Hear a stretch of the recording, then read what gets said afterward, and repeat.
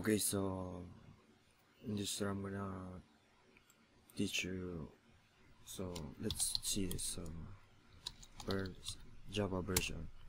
So we could not find the Java DLL and Java SE runtime environment.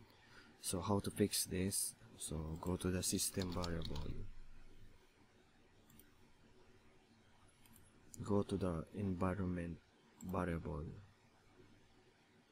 Go to the path. Edit.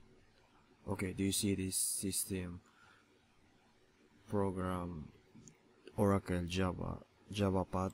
So this, we don't need this. So on older version you need to remove this, so just delete this. Okay.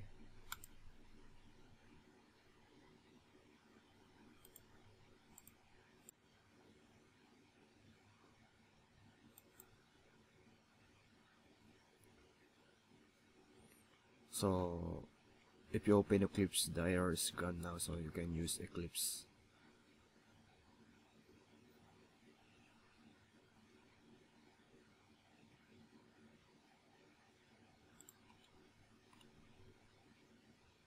Yeah, it's working. So this is how you fix that when you installing new Java version. So yeah, this is it, man.